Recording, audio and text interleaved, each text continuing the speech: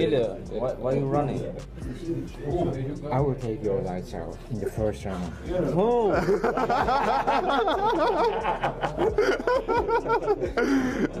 That even though hasn't really beaten many elite opponents and has lost to a lot of them, is a really tough guy to make look that easy.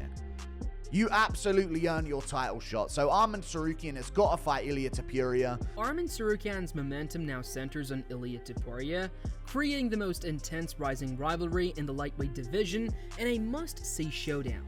Before diving into Luke Thomas's breakdown, it's helpful to understand why he focused so much on Ilia's real threats. Luke starts by saying Ilia's toughest challenge isn't just in Gaethje. He respects Gaethje, but explains the danger level isn't the same as what Arman Tsarukyan brings. He also mentions Paddy Pimblett, saying he's not ignoring him, but the threat is simply not equal. Luke then points to Tsarukyan as the most complete contender at the moment, both in terms of results and overall ability. That is by far, Ilia Topuria's toughest test. Sorry. It's not Justin Gaethje. I'm not saying Justin Gaethje is some pushover, but he doesn't represent the kind of threat that Tsarukyan does. I'm not saying that you can just completely ignore the threat of Paddy Pimblett. It's not what I'm saying. But let's be serious. He's not the threat that Arman Tsarukyan is. And Max Holloway may earn himself to a spot where he can get a title shot. I don't know what's going to happen with him and Charles Oliveira. I don't know how that's going to go. All I can say right now is that's the guy. That's the guy right there. Not to, and maybe he wins, maybe he doesn't, but I cannot think of someone who I believe has got the best wins of any contender, at least in the current campaign that they're putting together. As talk around the division kept growing, Arman's team added a lighter moment to the conversation. Instead of responding with another serious comment or interview, they chose humor to keep things relaxed.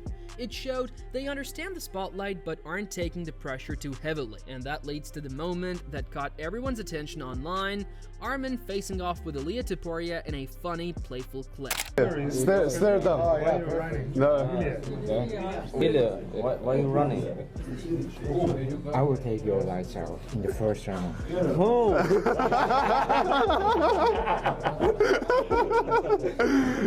Brother, If you want Arman high-level wrestling, send him 2-3 years Dagestan and forget. No. In the days after their close run-in Qatar, the tension between Arman Tsarukyan and Ilia Topuria didn't fade. Fans were waiting to see if either fighter would speak up, and social media became the place where the conversation continued. With hype growing and everyone wondering what really happened between them, Ilia decided to break the silence and address the moment in his own way. That's when he posted a strong message directly aimed at Arman. He tweeted, "Arman, every time we see each other in person, you freeze up like a scared duck with no idea what to do. You know I handle you however I want. I fight whoever the UFC chooses, and remember, I slapped you and you just laughed. Then you go around acting like a gangster. So keep going, you're on the right path, just a few levels below me, kid."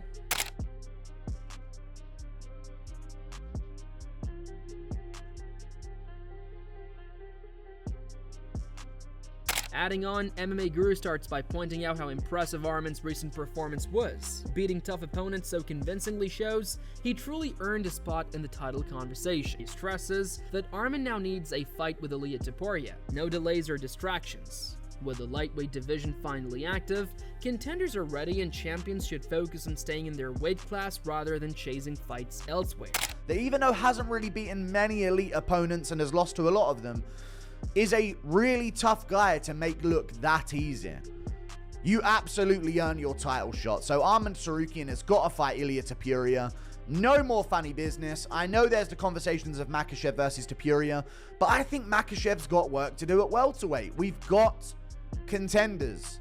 In some moments in these divisions, someone takes the belt and you're thinking, there's no contenders. They've been sat on their ass for the last 6 months. We have contenders in the division, and when there is contenders in the division, the champion needs to get going. In that division, you just moved up to lightweight. In my opinion, there never should have been a conversation in the first place about Ilia Topuria moving up again, unless Arman was still sat on his ass. That is the only way I would have justified it, and probably the only way I did. Building on that, Guru explains that moving Ilya to another division wouldn't make sense now. Arman has established himself with strong wins and is gaining a solid fan base. The hype for a fight between Arman and Ilya is growing fast. With clear contenders in lightweight and fans already engaged, this matchup makes the most sense and would give both fighters a chance to solidify their positions. Justify it was that there was nothing going on in the lightweight division. But seeing as Arman just did this, you have to make him versus Ilia Topuria. And based on the interactions of all the posts that we're seeing about this, there's hype for this. There's big hype for this. Based on my numbers that I've seen on my videos about the card and the reaction video to this card and all of that stuff, Arman Tsarukyan is a big name. Of course, this had some big names on the rest of the card as well. This wasn't your average fight night. There was a great, strong co-main event, which is rare on a fight night these days. But Arman is a huge name. The Makhachev fans have found the new guy to rally behind in the lightweight division, and he has his own fan base as well. It works a dream. He's now got his own fan base, and it's big. And after the Oliveira fight, it was a bit like, fuck this guy, Oliveira should have won, and all this conversation. And in the final section, Guru focuses on why the fight should happen soon. After the Oliveira bout, Arman proved himself, and the call-out created real buzz. Ilya remains a strong challenge, so the fight won't be easy, but it's competitive and meaningful. Guru points out that this is the right time for the matchup, with both fighters' momentum and fan interest lining up perfectly for a standout lightweight clash. People weren't really ready to jump on the hype train yet, but now he's really established himself and became a big name and made the call-out, which was pretty uneventful call-out, by the way, but it's a call-out nevertheless. There's hype behind this fight. You have to make Ilia Topuria versus Arman Tsarukyan, and then we can have other conversations. And for the rest of that lightweight division, you know, there was conversations about Ilia fighting Paddy Pimblett or Ilia fighting Justin Gaethje. In hindsight, he should have got one of those fights booked because this one's going to be trickier, but I still think he can win it for sure. But it's going to be trickier. These odds aren't going to be wide. It's going to be Ilia Topuria. There's no way he's going to be a 2-1 favorite here. Maybe he'll be close to it. Maybe he'll be close to it because they know there's going to be a ton of money coming in on him because he is a superstar. But I think he'll be around at most. Egregious, I would consider a 2-1 favorite here. This is a very interesting fight. After all the hype and callouts, tensions between Arman Tsarukyan and Ilia Topuria have been building outside the octagon too. Fans and media have been watching every interaction closely, and in Qatar, the atmosphere was charged, and both teams were moving around the arena. That's when a tense moment almost happened. Ilia and his team narrowly avoided crossing paths with Arman and his crew, keeping the situation from escalating.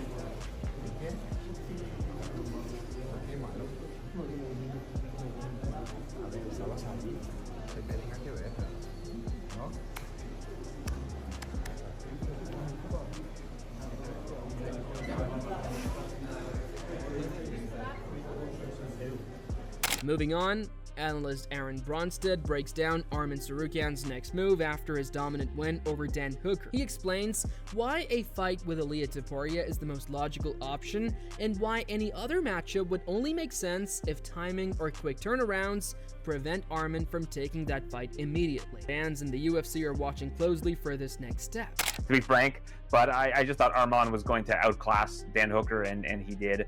And he's the number one contender. He was the number one contender yesterday entering that fight. So, like Jed said, the only reason why you wouldn't make Arman versus Ilia now is if you want to have Ilia fight in January, February, and Arman says, I can't turn it around that quickly, and then you can plug in a Paddy Pimblett or Justin Gaethje or whoever, just to see if Ilia can build his equity a little bit more before they make that fight. But that's the fight to make, and really, like, I don't see any other option for the UFC, again, unless they really want a quick turnaround for Arman that he just simply cannot do.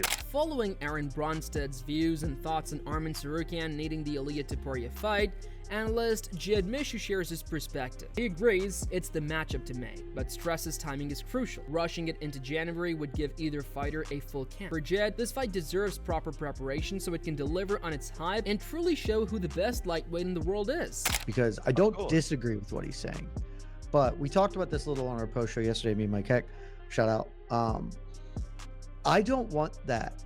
I don't want us to do Arman versus Ilia in January. I believe that Arman Tsarukyan should fight Ilia Topuria because he's the best lightweight in the world, and Ilia Topuria has the belt, and so the two of those guys should fight to determine who's the best lightweight in the world. But I don't want, like, I know he's saying he can show up in January, and credit to him. Like, he may have to if the UFC's just like, do it because they want him to. But like, I want that fight to be full bore. Everybody gets a full camp and is all the way prepared, because that's one of the 5 best fights that can be put together in the sport right now. And if they end up, you know, coming out and be like, Arman is turning around to fight in January, I'd be like, dude, that kind of sucks. Like, that's not. Furthermore, analyst Nick Preet reflects on Arman Tsarukyan's recent fight and highlights how thoroughly he dominated. He explains that Arman showcased growth in all areas: striking, grappling, and overall strategy, demonstrating he's hitting his prime. Pete also points out that beyond earning his #1 contender spot, Arman now represents a serious challenge to Ilia Topuria, signaling a potential shift at the top of the lightweight division. He beat him everywhere. Yeah. He beat him in every single department of the game. And, you know, I think Dan Hooker was kind of thinking, well, weather a storm early on, survive a few takedown attempts, and then I'll do my thing. But to be totally honest with you, it was like a man against a boy. What you're seeing last night is Arman Tsarukyan being one of the best fighters in the world and proving it with a vintage performance. He's got the stand-up, he's got the speed, he's got the power, he's got the takedowns, he's got the skills on the ground. Arman Tsarukyan is coming into his prime right now. And while I think he's #1 contender, I would also say he's the biggest threat. Following insights from Nick Pate, analyst Adam Catterall shares his view on Arman Tsarukyan's next move. He highlights that Arman's recent performances show he's more than just the #1 contender. He's a serious threat to Ilia Topuria. Adam points out Arman's speed, strength, and technique, noting that his well-rounded skill set makes him exceptionally difficult to beat, and reinforces why this fight is the most logical next matchup. To Ilia Topuria's reign. No doubt. There's no doubt about that. Everything you just said, I think he's bang on. He does have, he's so well-rounded. He's strong as an ox. And he is a massive problem for Ilia Topuria. Do I think Ilia can deal with it? Listen, Ilia can deal with a lot of things. I think it's the most competitive matchup at 155 on paper. Yes. There are other contenders that would provide problems for Ilia Topuria, but you can see paths to victory for him. Yes. I wouldn't say quite convincingly, but there's when we're talking narratives, you would say there are paths to victory obvious in certain fights. This one, I don't see it, because last night I thought Tsarukyan on the feet against an elite striker like Dan Hooker. Continuing, Adam focuses on Arman's consistency and ability to dominate under pressure. He praises Arman's control in every position and his methodical approach to executing strategies against elite opponents. According to Adam, if matchups were decided purely on merit, Arman deserves the next fight against Ilia Topuria. His combination of skill, power, and fight IQ makes him the clearest contender, building strong anticipation and excitement for this highly competitive clash. Was too quick for him, too good for him. His timing of takedowns, the way that he manipulates his body weight in order to get those takedowns, and just his top pressure. Jesus Christ. I was watching it. We were up close and personal with him last night. What? 5 feet away from what he was doing. And his top pressure and how naughty he is in those particular positions, he's very, very good.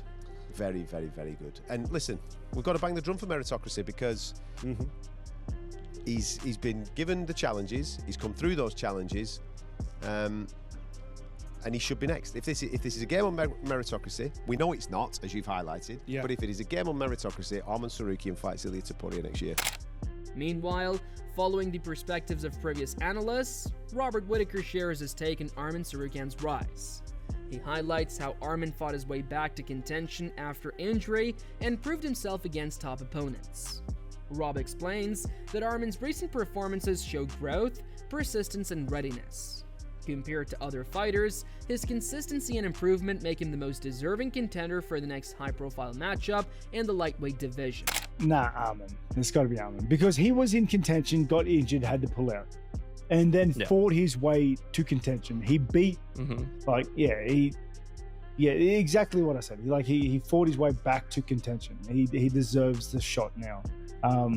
Paddy, I think Paddy's doing amazing stuff, but we've seen a growth in him over the last couple fights that were exponential. You know what I mean? I want to see him fight one more, like, of the top 5 opponent sort of guy. I want to see him fight Oliveira.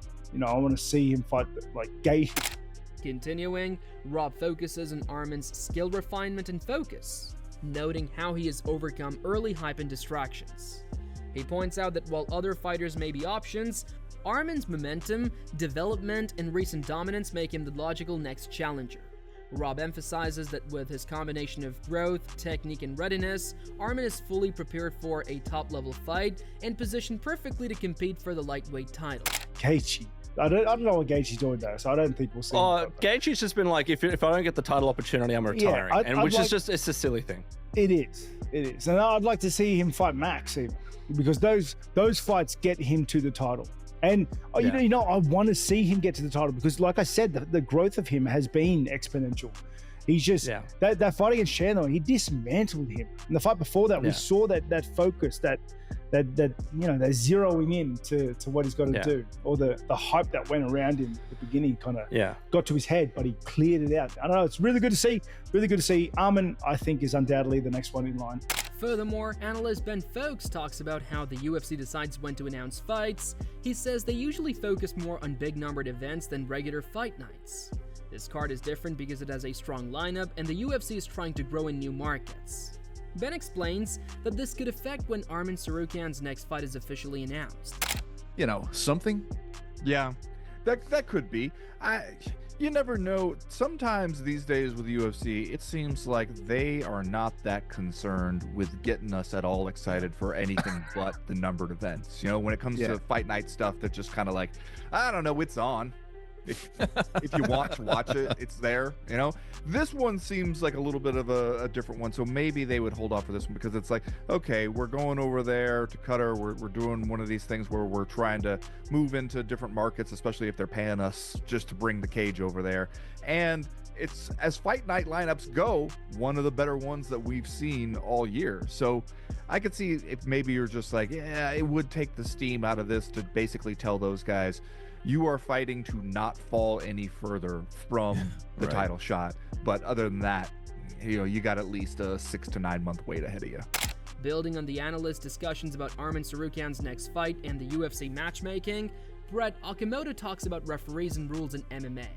He says, fighters earn their spot with skill, but referees often wait to penalize unless something is very obvious. This helps fans understand that a fighter's performance isn't the only thing that matters. How referees call a fight can also affect who moves closer to a title shot. Allegedly, that is what we are meant to be doing. Like, we are supposed to be giving the warning in the back, and we are supposed to be taking the point, and that's been the case for a very long time. I mean, you heard Dean say that, like, that has been the rule. We just haven't been enforcing the rule, and I don't know why in MMA.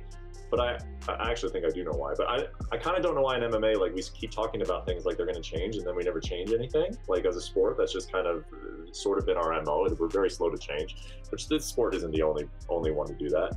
Brett explains that losing a point in a fight is a big deal, like losing goals in soccer or touchdowns in football. Because it's so important, referees rarely give points unless it's serious. This matters for Arman too, showing that he not only needs skill but also strategy to handle fights correctly. Small referee decisions can change a fight, so preparation and awareness are key. But I think the reason why it's still hard for these referees to take a point, and I said this before, so I'll keep it brief, but in a 3-round fight, 1 point is like the equivalent of taking away 2 touchdowns in American football. It's the equivalent of taking like 2 goals away in like a football match. It is so significant to lose an entire point that a referee just does not want to intervene like that unless it's egregious. And I can understand that. It's human nature to not want. Arman Tsarukyan has clearly proven himself as the top lightweight contender with his recent dominant performances and strategic growth. Analysts unanimously agree that a fight with Ilia Topuria is the next logical step, combining skill, momentum, and fan interest. Every angle, from striking to ground control, shows Arman is ready. If the UFC prioritizes merit and timing, this clash could define the lightweight division for the year ahead. So, who do you think will come out on top in a Tsarukyan versus Topuria showdown, and why? Comment below with your thoughts.